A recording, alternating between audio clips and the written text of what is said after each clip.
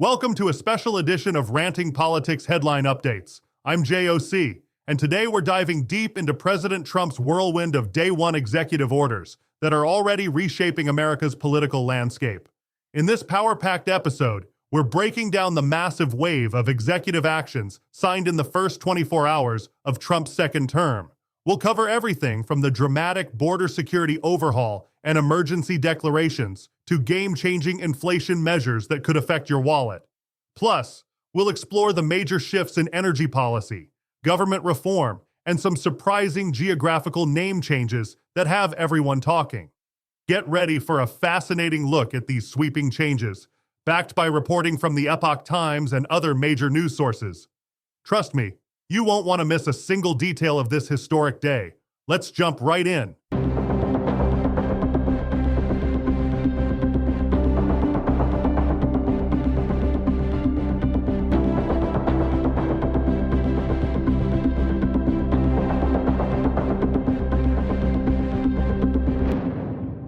Let's dive into what's arguably the most dramatic set of executive actions from day one, the border security and immigration overhaul. According to the Epoch Times, President Trump wasted no time signing 10 executive actions targeting the border crisis, starting with a national emergency declaration that paves the way for military deployment to the southern border and the completion of the border wall. In a major policy shift, Trump has officially reinstated the Remain in Mexico program and ended the controversial catch-and-release policy. This means asylum seekers will no longer be able to live and work in the United States while their claims are being processed, a practice that experts say contributed to the arrival of approximately 11 million illegal immigrants over the past 4 years. Perhaps the most contentious order tackles birthright citizenship, setting up what's likely to be a heated legal battle. The order challenges the long-standing interpretation of the 14th Amendment, which was established by the Supreme Court's 1898 ruling in United States versus Wong Kim Ark that granted citizenship to children born on U.S. soil regardless of their parents' immigration status. The president also designated drug cartels as foreign terrorist organizations and brought back capital punishment for certain crimes against federal agents. Additionally, he's ordered a pause on refugee resettlement and implemented new deportation protocols. These actions effectively dismantle many of the immigration policies put in place by the Biden administration, marking a dramatic shift in how the United States handles border security and immigration enforcement. Let's turn our attention to the economy, where President Trump has launched an aggressive campaign to tackle inflation through a comprehensive memorandum titled Delivering Emergency Price Relief for American Families and Defeating the Cost of Living Crisis. According to White House sources, this whole-of-government approach aims to reverse what Trump called unprecedented regulatory oppression that he claims has cost the average American household nearly $50,000.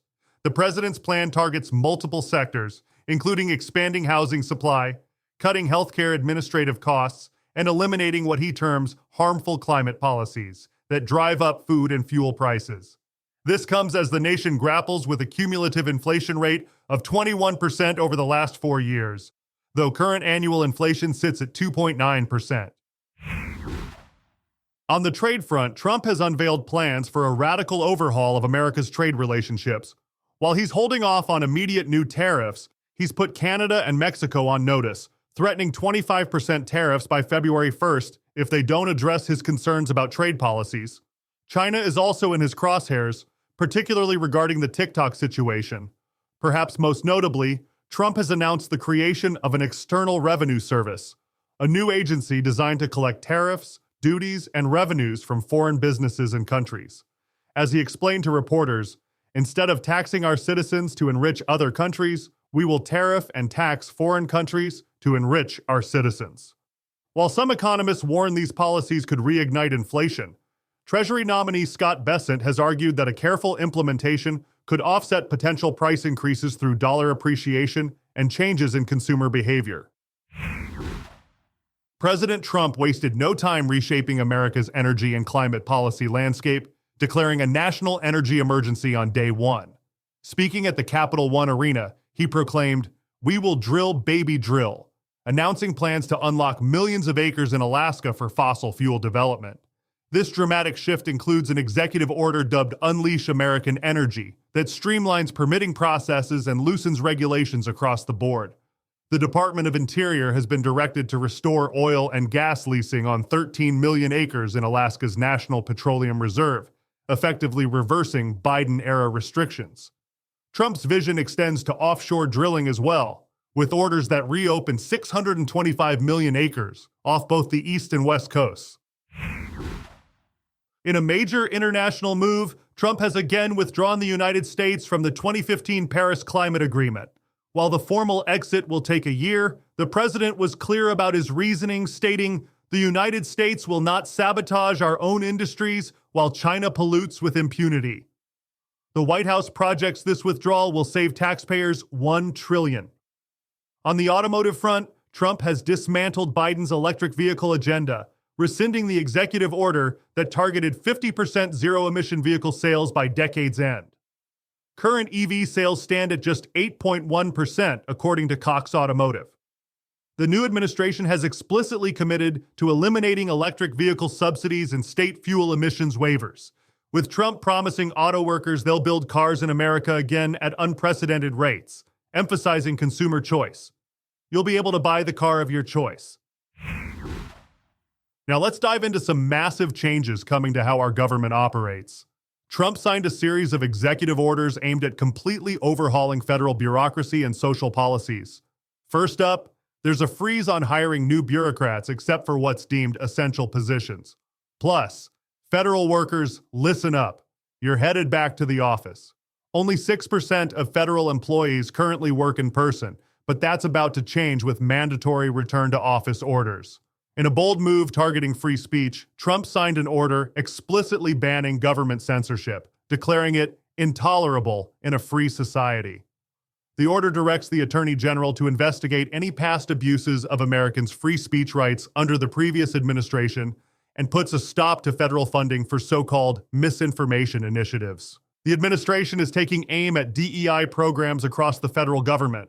The new executive order ends all federal programs and preferences based on race, sex, gender, or other immutable characteristics. Trump made it clear in his inauguration speech, saying, "We will forge a society that is colorblind and merit-based." Perhaps one of the most striking changes comes in gender policy, with Trump declaring it official U.S. policy that there are only two genders, male and female. The order also includes protections for women's privacy in intimate spaces and pushes back against enforced pronoun policies. And in what might seem like an unexpected move, Trump's ordering some geographic name changes. Mount McKinley will be restored as the name of North America's tallest peak, replacing Denali, and the Gulf of Mexico will now be known as the Gulf of America in all official government documents and maps. In a dramatic move on his first day back in office, President Trump followed through on his campaign promise regarding January 6 defendants, issuing pardons for approximately 1,500 individuals charged in connection with the Capitol breach. "You're going to see a lot of action on the J6 hostages," Trump declared earlier at the Capitol before signing the executive order. The pardons came just hours after Biden issued his own series of preemptive pardons on his way out of office. When questioned about Biden's last-minute pardons, Trump responded pointedly, questioning the timing and recipients. "Why are we trying to help a guy like Milley? Why are we helping Liz Cheney?" In a separate but equally dramatic action, Trump signed an executive order targeting what his administration calls election interference.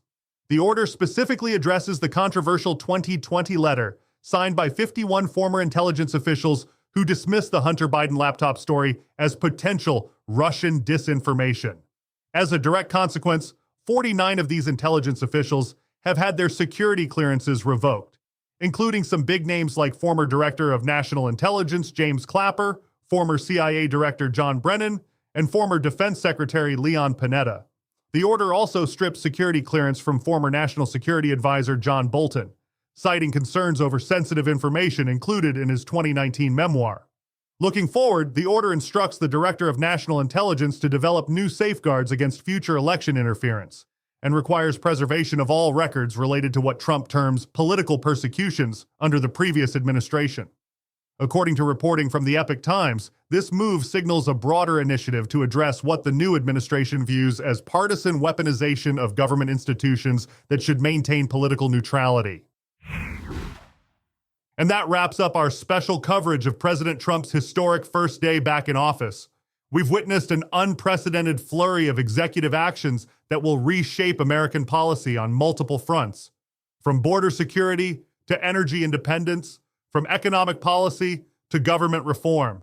These executive orders represent some of the most sweeping day one changes we've seen from any administration, touching everything from renaming the Gulf of Mexico to dismantling DEI programs across federal agencies.